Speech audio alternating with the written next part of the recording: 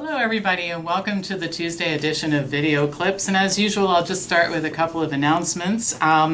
First of all, the time management course has already started, but you can listen to or watch the video of the first class and take the second class next week. And the reason why this is an important course is not only so that you can manage your time well for everything, but also so you can fit in all the diet and lifestyle recommendations that we give you. The biggest reason why people don't exercise, shop, batch cook, all that sort of thing is they think they don't have the time. You really do have the time. I can show you how. And if you're in the business of helping other people, your ability to learn to help people schedule things is very, very important in terms of their success. Next live course up is Alzheimer's disease. Cognitive disorders and Alzheimer's disease starts in just a couple of weeks. And next week starts the Food Over Medicine coaching course. So if you're thinking you might want to open a Food Over Medicine chapter in your area, send me an email at pampopper@msn.com and I will be happy to arrange a time to talk to you, send you some information about it. It's a combination of live courses and online courses and teaching you really how to help people get on the path to a healthier life. So don't miss out on it. All right. So this is going to be the first of a three-part message or a three-part video clip, and it's concerning the United States Department of Agriculture. Every 5 years, the USDA and the Department of Health and Human Services appoints a committee to revise the dietary guidelines for Americans. The process takes the greater part of a couple of years, and at the end, the committee releases a report. And this is what determines a whole lot of things, which I'll get to in just a second. Let's be honest, most people don't wait with bated breath for the guidelines to be released in order to figure out what they're going to buy at the grocery store this week, and they don't follow the guidelines issued by the government. In fact, during the 25 years we've been in business, I have never met a single person who says the reason I eat the way I do is I carefully listen to what the government tells me, and that's how I figure out what I'm going to eat. In fact, I've never met anybody who follows the government's recommendations, and actually with the sentiment that most people have toward the government right now, I don't think that most people are interested in following the government's recommendations on anything, let alone food. But the committee's work is important for these reasons. The guidelines they come up with determine what dietitians are taught in school, the composition of school meals, what kids learn about nutrition and health class, and what our troops are fed when they're deployed. Since this does matter a lot, I travel to Washington, D.C. to deliver oral presentation with my recommendations concerning the guidelines, and it's always an interesting experience. So I decided that I would disseminate it into easy to understand little chunks for you to give you a feel for what goes on. Just by way of some background, some expensive efforts were underway to try to influence the outcomes before the process even began. Atkins Nutritionals nominated one member of the committee. Her name is Lydia Bizzano, a physician and researcher at Tulane University who has published research showing that low carbohydrate diets are beneficial. Atkins Nutritionals also published a letter in the New York Times and in the Washington Post on July 9th suggesting that the Dietary Guidelines Committee encourage a, quote, controlled carbohydrate approach to eating, stating that previous guidelines encourage people to eat carbohydrates and sugar, which has caused our health crisis. Bizzano is not the only person with an anti-health nutritional agenda who is on the committee. Another committee member was nominated by the Egg Board. Two are affiliated with the National Cattlemen's Beef Association, two with the American Beverage Association, and one is a consultant to fast food companies like Burger King and General Mills. This is in stark contrast to the way that the Canadians developed their dietary guidelines the last go-round.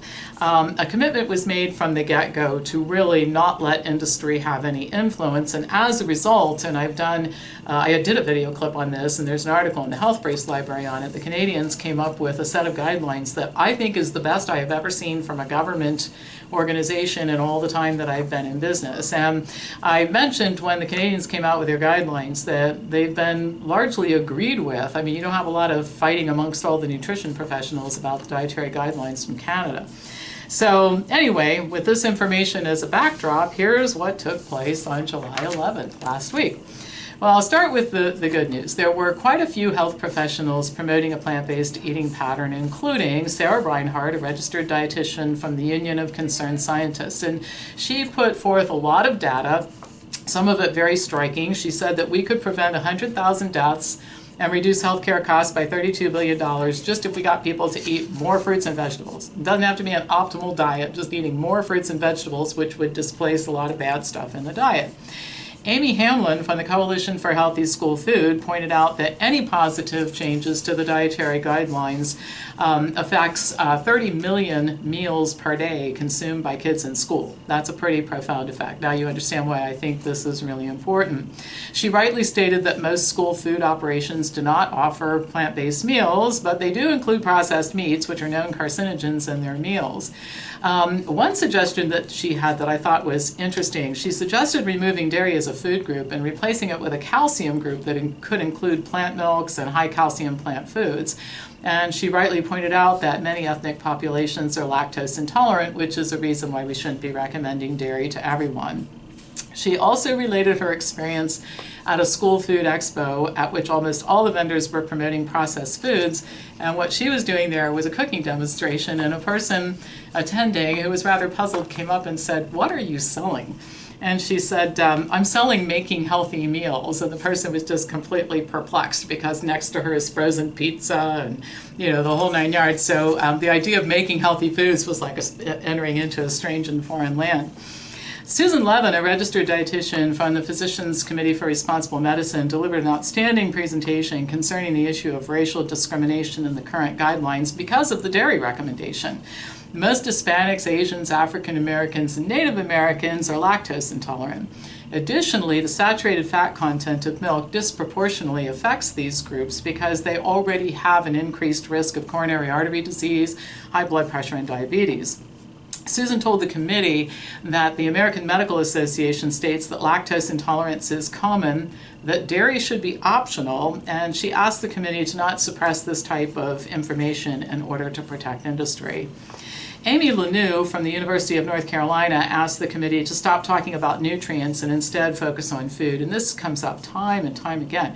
People do not go to the grocery store to pick up calcium and protein. They go to the grocery store to buy food. So a focus on which foods to eat is much more productive and instructive for people than just telling them to eat this nutrient or that nutrient. She also pointed out, because by this point in time some low-carb people had testified, and I kind of grouped them together for another video clip, that when we're talking about carbohydrates, there's almost never a distinction between the carbohydrates in junk food, processed food, versus carbohydrates from sweet potatoes and rice, and she encouraged the committee to keep that in mind. Caroline Trapp, who's a nurse practitioner from Physicians Committee, talked about fiber and constipation, and she finished with one of the best lines of the day, which is, "Let's make America go again." And it was a moment of levity that was much appreciated in the midst of everything that went on. Eric Adams, a retired policeman and Brooklyn Borough president, told his own personal story of developing type 2 diabetes and beginning to lose his sight. Doctors told him that this could not be reversed. Well, within 3 weeks of adopting a plant-based diet, his eyesight returned and his neuropathy went away. His mother, in her 80s and also diabetic, was inspired and decided to take up the diet too, and she is now off all 9 of her medications, and his rallying cry is, "We need to make America healthy again." So amen to that. And I got a chance to talk to him and his assistant a little bit before the testimony started, and he's really aggressive in his neighborhood about promoting this, and it's a wonderful thing to see a politician involved in this type of thing on a community basis. He's well respected, he has a big following, and I think some good things could come out of that. Dr. Michael Greger of nutritionfacts.org reported that there has been no reduction in the consumption of processed meat, a known carcinogen. And I did not know this, but deaths from consuming processed meat now exceed deaths from smoking, and that's not good. He told the committee, and I thought this was an interesting analogy, he said that the biggest thing that caused people to think twice about smoking, to give up smoking, and that sort of thing was when the Surgeon General first issued the warning labels that went on cigarettes that smoking could be hazardous to your health, and he encouraged the committee to use its power to do the same thing with processed meats, so that they should have at very least warning labels and specifically be recommended against in the guidelines. Sean Hennessy from the Humane Society, of course, argued for dietary guidelines that de-emphasized animal foods. Now, there were a couple of things related to plant-based eating, or at least encouraging more plants, that I'll tell you about. Dale Hayes was a registered dietitian with Nutrition for the Future, and her suggestion was to get kids to eat more vegetables in schools, to make meat vegetable casseroles, and maybe that would get kids to eat more vegetables. I guess anything's better than just teaching kids about diet. It just, this kind of thing makes my head hurt. And then closely related to that was a spokesperson for Buono Foods, a mushroom grower, who echoed this as well, stating that mixing mushrooms with meat is a great way to reduce calories and saturated fat. And again, I think it misses the point. These vague and obscure, like, you know, let's see if we can sneak in some extra plant food, it really misses the point of what the dietary guidelines should be. There were many, many more. Dr. Garth Davis, author of Proteinaholic, Dr. Milton Mills, Dr. Ted Davis, Dr. Asha Subramanian. These are marvelous physicians who delivered great science-based presentations and results from their own practices. And another funny line from the day, Dr. Davis addressed the carbohydrate phobia and said it's gotten so bad that somebody could literally hold up a bank with a slice of bread, which I thought was very funny. But anyway, I would say in the next two video clips you'll get some more of this type of thing. I would say that the plant-based community was pretty well recommended, and that the presentations were well delivered and with very specific points of view, easy to understand, and very respectful to the committee, which, as it turns out, as the day went on, came to be a differentiating factor. So that's all for now. We'll pick this up again on Thursday. So hit the subscribe button if you're not a subscriber. Pass this on to anybody who you think would enjoy watching it, and we'll continue on Thursday.